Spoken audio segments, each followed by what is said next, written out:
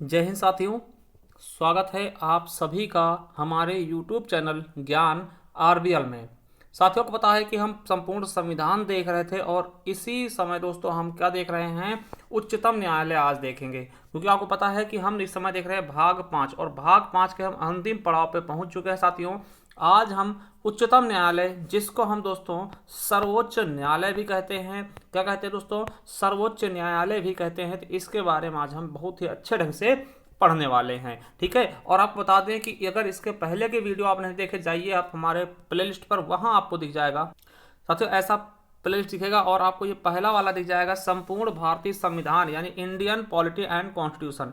यहाँ पे एक क्रम में लगी हुई सारी की सारी वीडियो आपको मिल जाएंगी। उसके अलावा अगर आप हिंदी पढ़ना चाहते सभी एग्जाम के लिए दोस्तों, तो यहाँ पे यूपी ट्रिपल एससी किसी भी एग्जाम्स के लिए दोस्तों मोस्ट इंपॉर्टेंट हिंदी की प्लेलिस्ट है, जा करके एक बार देख लीजिएगा। बहुत ही शानदार तरीके से हिंदी हमने पढ़ाई है। और यूपी पुलिस के लिए अगर आप स्पेशल पढ़ना चाहते हो दोस्तों, इस वाले प्लेलिस्ट को एक बार पढ़ लीजिएगा, शानदार तरीके से आपको मजा आ जाएगा। ठीक है, और साथियों अगर बात करते हैं वीडियो, ठीक है, किसी भी एग्जाम के लिए, चाहे वीडियो एग्जाम हो, उत्तर प्रदेश पुलिस हो, वन रक्षक हो, सबके लिए साथियों ये आपका यूपी स्पेशल काम करेगा। तो चलिए शुरू करते हैं। तो साथियों आज के वीडियो हम न्यायपालिका के बारे में देखने वाले, यानी कि सर्वोच्च न्यायालय। ठीक है, तो चलिए देखते हैं दोस्तों सर्वोच्च न्यायालय या उच्चतम न्यायालय क्या होता है। उसके पहले साथियों आप ये फिगर देखिएगा और देखिए, भारत की एकीकृत न्यायपालिका है। ठीक है, इसका मतलब क्या है साथियों, तो आपको बता दें कि सबसे ऊपर क्या है आपका एक सर्वोच्च न्यायालय। समझिएगा, जो आपकी न्यायपालिका है, सबसे बड़ी न्यायपालिका कौन सी, तो सर्वोच्च न्यायालय। दोस्तों ये पूरे भारत में क्या है, एक है। आप समझेंगे सर्वोच्च न्यायालय दोस्तों पूरे के पूरे भारत में क्या है दोस्तों, केवल एक ही है, याद रखेंगे। ठीक है, अब देखिए सर्वोच्च न्यायालय के नीचे क्या होता है, उच्च न्यायालय। आपको पता है हर राज्य का दोस्तों एक उच्च न्यायालय होता है, मगर एक उच्च न्यायालय दोस्तों एक से अधिक राज्यों का भी उच्च न्यायालय हो सकता है। इसलिए दोस्तों आपको बता दें कि इसके नीचे दोस्तों उच्च न्यायालय होते हैं। ठीक है, और उच्च न्यायालयों की संख्या टोटल कितनी, तो 25 है। कितनी है, आपसे पूछेगा कि उच्च न्यायालयों की संख्या कितनी है दोस्तों, 25 है। ठीक है, अब देखिए उच्च न्यायालयों के अंदर दोस्तों आपको पता है कि अधीनस्थ न्यायालय होते हैं, जिनके बारे में हम आगे पढ़ेंगे। ठीक है, अधीनस्थ न्यायालय को दोस्तों जिला न्यायालय या फिर सत्र न्यायालय या फिर दोस्तों मुंसिफ न्यायालय कहते हैं। आपको बता दें ये प्रत्येक जिला में एक दोस्तों जिला न्यायालय होता है। ठीक है, प्रत्येक जिला में एक दोस्तों जिला न्यायालय होता है, जिसको हम अधीनस्थ न्यायालय कहते हैं। उसके बाद दोस्तों कहीं कहीं पे ग्राम पंचायत, ठीक है, न्याय पंचायत होता है, जो कि दोस्तों कुछ राज्यों में ग्राम स्तर पर दोस्तों कुछ पंचायतें होती हैं जो कि झगड़े को सुलझाती हैं। ठीक है, तो समझ गए दोस्तों। सबसे पहला क्या है आपका सर्वोच्च न्यायालय, जो कि पूरे भारत में एक है। कहां है दोस्तों, नई दिल्ली में। ठीक है, कहां है, नई दिल्ली में। इसी के बारे में हम अभी पढ़ेंगे। ठीक है, और दोस्तों उसके नीचे क्या होता है, उच्च न्यायालय, जो कि हर राज्य का दोस्तों एक उच्च न्यायालय होता है। ठीक है, टोटल दोस्तों 25 उच्च न्यायालय है। आप कहेंगे सर 28 और 8 राज्य है टोटल, तो आपको बता दें कि किसी किसी न्यायालय के अंदर दोस्तों दो दो राज्य भी हैं। ठीक है, और इनके अंतर्गत कौन आता है दोस्तों, तो जिला न्यायालय। हर एक जिला में एक न्यायालय होगा। जैसे आपको बात बता दें, जैसे सर्वोच्च न्यायालय क्या है दिल्ली में, हमारा उच्च न्यायालय क्या है दोस्तों, तो इलाहाबाद में। कहां है दोस्तों, यानी प्रयागराज में दोस्तों हमारा क्या है, उच्च न्यायालय है। ठीक है, और जो कि दोस्तों सबसे बड़ा उच्च न्यायालय, मतलब सबसे बड़ा दोस्तों है। ठीक है, इतने ज्यादा दोस्तों जज कहीं भी नहीं है। ठीक है, फिर उसके बाद दोस्तों जिला न्यायालय, जैसे हमारे रायबरेली में भी एक जिला न्यायालय है, आपके यहां भी होगा जहां से आप निवास कर रहे होंगे। चलिए इनके बारे में पढ़ते हैं साथियों। शुरू हम देखने वाले हैं आर्टिकल 124 में। 124 से शुरू होगा आपका उच्चतम न्यायालय। क्या कहा गया 124 में, कि भारत में एक उच्चतम न्यायालय होगा। क्या दोस्तों, कि भारत में एक उच्चतम न्यायालय की स्थापना की गई है। और आपको बता दें कि जो ये उच्चतम न्यायालय है कब अस्तित्व में आया है, तो भारत में 28 जनवरी 1950 को उच्चतम न्यायालय अस्तित्व में आ गया था। ठीक है, आपसे पूछेगा उच्चतम न्यायालय किस अनुच्छेद में है, तो आप बता देंगे दोस्तों 124, आर्टिकल 124। ठीक है, चलिए आगे देखते हैं। अब देखिए 124 का क्या कहता है, 124 का 1 क्लॉज क्या कहता है, कि संविधान ने उच्चतम न्यायालय के न्यायाधीशों की संख्या, उच्चतम न्यायालय का क्षेत्राधिकार तथा न्यायाधीशों का वेतन एवं सेवा शर्तें निर्धारित करने का अधिकार किसको दिया है, तो संसद को दिया है। दोबारा सुनिएगा कि दोस्तों उच्चतम न्यायालय में कितने न्यायाधीश होंगे, न्यायाधीशों को कितना वेतन दिया जाएगा, उच्चतम न्यायालय कहां होगा, ये सब के सब चीजें दोस्तों किस पे डिपेंड करती हैं, संसद पे। संसद जो चाहेगी दोस्तों इनके सेवा शर्तों को बढ़ा सकती है, इनके वेतन भत्तों को बढ़ा सकती है, इनकी संख्या बढ़ा सकती है। तो ये चीजें कौन करता है, केवल और केवल संसद को ये अधिकार दिए गए हैं। ठीक है, याद रखेंगे अब देखिए संसद के द्वारा सुप्रीम कोर्ट के न्यायाधीशों की संख्या कई बार बढ़ाई गई है। ठीक है, आपको बता दें, देखिए संसद ही क्या करेगी दोस्तों, सुप्रीम कोर्ट में न्यायाधीशों की संख्या बढ़ा सकती है। ये क्वेश्चन आपसे पूछा जा सकता है कि सुप्रीम कोर्ट के न्यायाधीशों की संख्या कौन बढ़ा सकता है, तो संसद द्वारा। ठीक है, इसमें दोस्तों राष्ट्रपति का कोई नहीं, संसद। ठीक है, केवल संसद आप याद रखेंगे। ठीक है, चलिए आपको बता दें, जब दोस्तों हमारा मूल संविधान बना था, यानी जब हमारा दोस्तों उच्चतम न्यायालय बनकर तैयार हुआ था 1950 में, तब अब उस समय दोस्तों कितने न्यायाधीश थे टोटल, तो आपको बता दें, देखिए टोटल 8 थे, यानी जिसमें दोस्तों एक मुख्य न्यायाधीश होता है। आपको पता है अभी भी एक मुख्य न्यायाधीश है, तो एक मुख्य न्यायाधीश और 7 क्या थे दोस्तों, न्यायाधीश थे। ठीक है, याद रखेंगे, एक मुख्य न्यायाधीश और 7 न्यायाधीश, यानी टोटल कितने न्यायाधीश थे, 8 थे। अब दोस्तों फिर 1956 में चेंज किया गया दोस्तों, इसको बढ़ा के कितना कर दिया, 11 कर दिया गया, यानी कि 3 और बढ़ा दिए गए। ठीक है, कब बढ़ाया गया, तो 1956 में, यानी एक मुख्य न्यायाधीश और 10 न्यायाधीश हो गए। ठीक है, 1960 में दोस्तों इसकी संख्या बढ़ा के 14 कर दी गई। ठीक है, उसके बाद साथियों 1977 में फिर से बढ़ाया गया, 18 कर दिया गया। और फिर दोस्तों 1986 में बढ़ाए गए संख्या जजों की, कितने हो गई, 25 प्लस यानी 26 हो गई। और 2009 में दोस्तों बढ़ाया गया, कितना कर दिया गया, तो 30 प्लस 1 यानी 31 कर दिया गया। और दोस्तों 2019 में बढ़ाया गया था 33 प्लस 1 यानी कि 34 कर दिया गया। तो वर्तमान में दोस्तों कितने न्यायाधीश है टोटल, तो मुख्य न्यायाधीश को मिला करके टोटल वर्तमान में 34 न्यायाधीश हैं, एक मुख्य न्यायाधीश और 33 अन्य न्यायाधीश। ठीक है, चलिए अब दोस्तों 124 का 2 क्या कहता है, तो मैं आपको बता दूं कि मुख्य न्यायाधीशों की नियुक्ति कौन करेगा। देखिए 124 का कॉलम 2 क्या कहता है कि मुख्य न्यायाधीशों की नियुक्ति कौन करेगा, तो मैं आपको बता दूं कि भारत के राष्ट्रपति को उच्चतम न्यायालय एवं उच्च न्यायालयों के न्यायाधीशों की नियुक्ति करने का अधिकार है। यानी चाहे उच्चतम न्यायालय के न्यायाधीश हो चाहे उच्च न्यायालय के न्यायाधीश हो, दोस्तों सबकी नियुक्ति कौन करेगा, राष्ट्रपति जी, है ना, समझ गए। तो मुख्य न्यायाधीशों की और अन्य न्यायाधीशों की नियुक्ति कौन करेगा, सबकी नियुक्ति कौन करेगा, दोस्तों राष्ट्रपति जी द्वारा किया जाता है। और याद रखेंगे दोस्तों, राष्ट्रपति को ही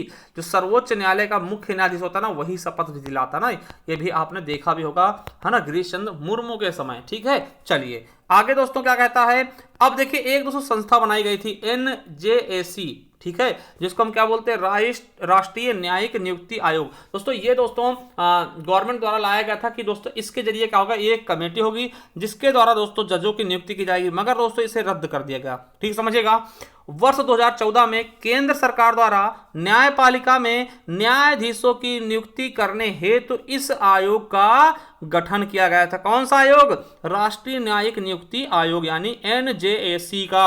और आपको बता दें इसके लिए 121वां संविधान संशोधन विधेयक पारित किया गया। देखिए ये विधेयक है, ठीक है, संविधान संशोधन विधेयक 121वां पारित किया गया और ये दोस्तों 99वां संविधान संशोधन बनके तैयार हुआ। और आपको बता दें कि दोस्तों ये एक ऐसा संविधान संशोधन था जिसे सुप्रीम कोर्ट ने दोस्तों अवैध घोषित कर दिया, यानी असंवैधानिक घोषित कर दिया, समझिएगा।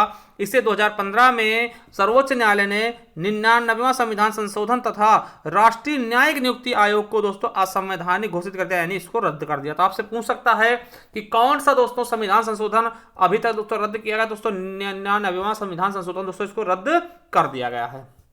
बात समझ गए होंगे।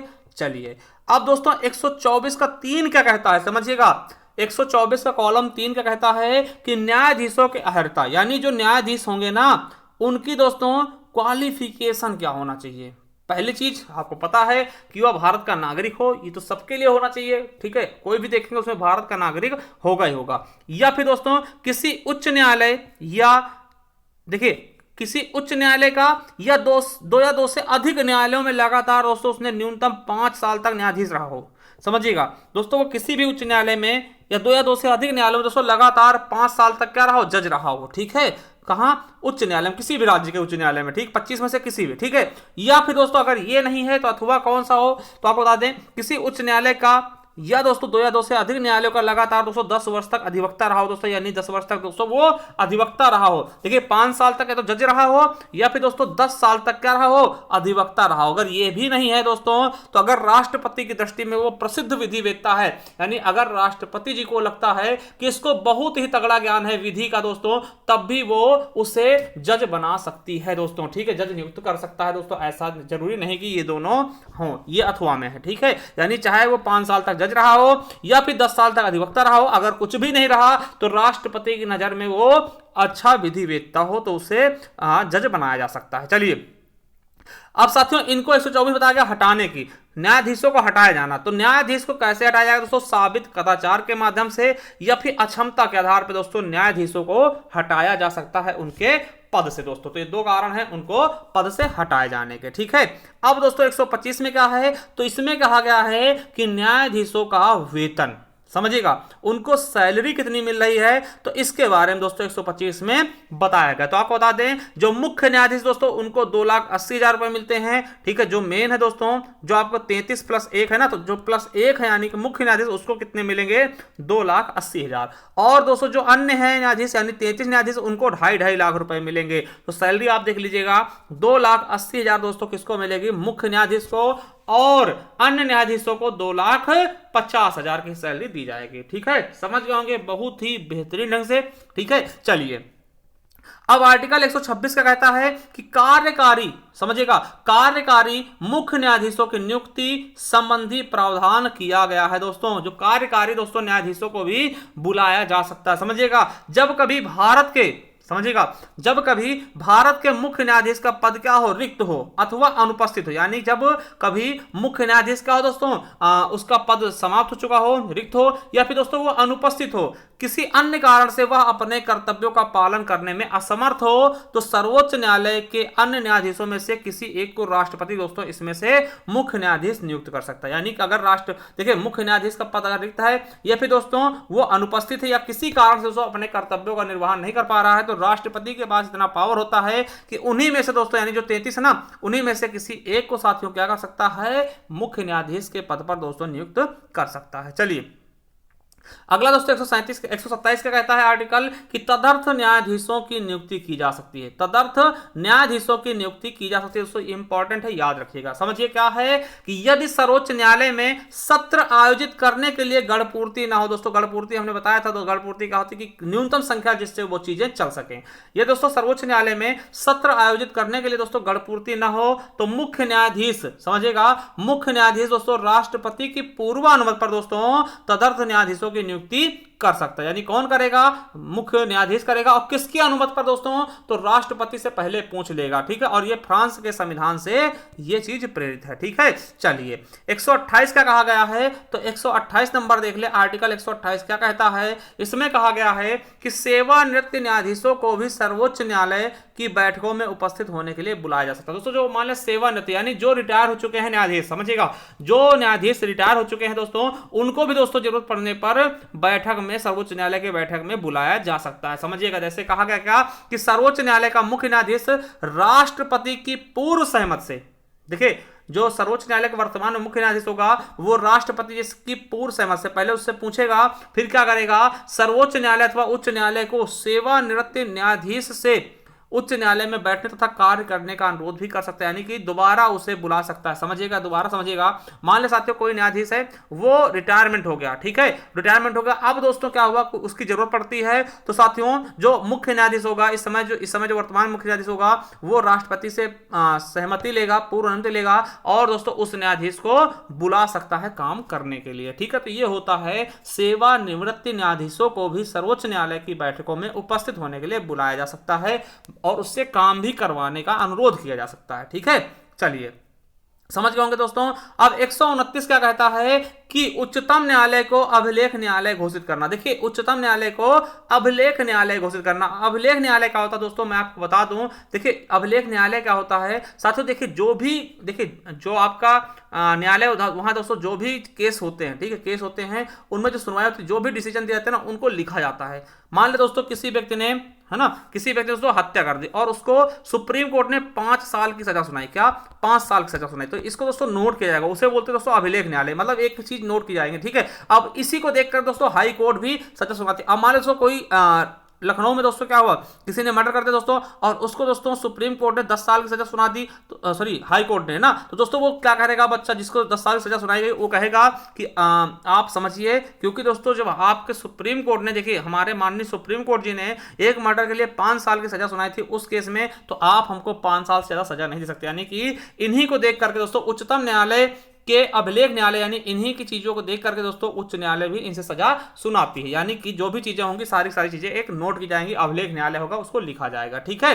चलिए अगली चीज क्या है, 130 नंबर क्या कहता है कि उच्चतम न्यायालय का स्थान निर्धारित करने की मुख्य न्यायाधीश की शक्ति, मतलब उच्चतम न्यायालय कहां होगा उसको दोस्तों निर्धारित कर सकता है, ये शक्ति किसके पास है, मुख्य न्यायाधीश के पास। वैसे दोस्तों अभी कहां है, तो दिल्ली में दोस्तों उच्चतम न्यायालय आपका स्थित है। ठीक है, ये चीज समझ गए होंगे। चलिए आगे देखते हैं साथियों, 132 में क्या कहता है कि उच्चतम न्यायालय की अपीलीय अधिकारिता, यानी कि आपको बता दें कि सर्वोच्च न्यायालय सिविल तथा आपराधिक सभी तरह के मामलों में अपील का अंतिम न्यायालय, यानी कि इसके बाद आप कहीं नहीं जा सकते दोस्तों। आप कहेंगे कि सर हम तो राष्ट्रपति के पास अपील कर सकते हैं, तो दोस्तों राष्ट्रपति के पास आप जा सकते हो, वो कोई न्यायालय नहीं है। आपसे पूछेगा कि अंतिम अपीली न्यायालय क्या होगा दोस्तों, तो आपका सुप्रीम कोर्ट ही होगा। यानी कि आप सुप्रीम कोर्ट, मान ले दोस्तों आपको हाई कोर्ट ने कोई सजा सुनाई, तो आप सुप्रीम कोर्ट में भी क्या कर सकते हैं दोस्तों, अपील कर सकते हैं ना। तो वो कह रहा कि अंतिम न्यायालय होगा अपील करने के लिए। ठीक है, चलिए अगला है 135 का, कहता है फेडरल न्यायालय के रूप में उच्चतम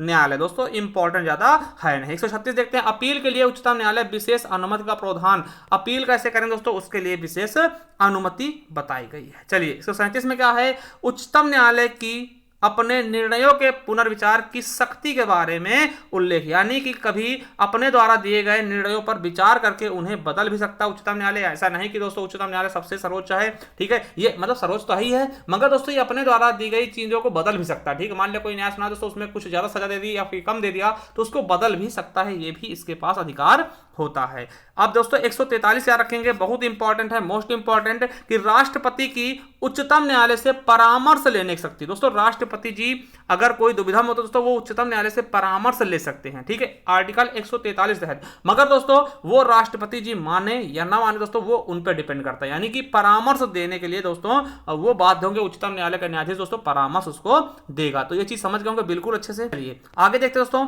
अगला क्या है 145। 145 का कहता है कि उच्चतम न्यायालय को राष्ट्रपति के अनुमोदन से, समझिएगा, उच्चतम न्यायालय को राष्ट्रपति के अनुमोदन से न्यायालय की कार्य पद्धति एवं प्रक्रिया को विनियमित करने के लिए नियम बनाने की शक्ति। कोई भी दोस्तों उच्चतम न्यायालय संबंधित कोई दोस्तों नियम बनाना है तो वो राष्ट्रपति जी दोस्तों बना सकते हैं। अगला है 146 का कहता है कि उच्चतम न्यायालय के अधिकारियों, ठीक है, एवं सेवकों की नियुक्ति संबंधी प्रावधान किया गया। दोस्तों अगर उसमें दोस्तों जो भी अधिकारी होंगे या सेवक होंगे दोस्तों उनकी नियुक्ति संबंधी प्रावधान 146 में, यानी आर्टिकल 146 में आपके दिए गए हैं दोस्तों। तो ये चीजें आपकी उच्चतम न्यायालय दोस्तों वो चीजें हो चुकी हैं। अब अगले वीडियो में दोस्तों हम सर्वोच्च न्यायालय के कुछ हम क्षेत्राधिकार देखेंगे। ठीक है, क्षेत्राधिकार देखेंगे। इसके बाद दोस्तों हम इसी में अगले वीडियो में ही CAG यानी कैग के बारे में भी हम देख लेंगे। चलिए साथियों एक बार आपको बता दें, चाहिए देखिए एक बार प्लेलिस्ट पे जाइए आप हमारे, और यहाँ पे आपको मिल जाएगा संपूर्ण भारतीय संविधान यानी इंडियन पॉलिटी एंड कॉन्स्टिट्यूशन। दोस्तों यहाँ पर जाकर के आप बिल्कुल अच्छे से दोस्तों इसको पढ़ सकते हैं, कवर कर सकते हैं। चलिए दोस्तों थैंक यू, मिलते हैं किसी नेक्स्ट वीडियो में, तब तक के लिए जय हिंद, जय भारत, वंदे मातरम। Thank you, love you all.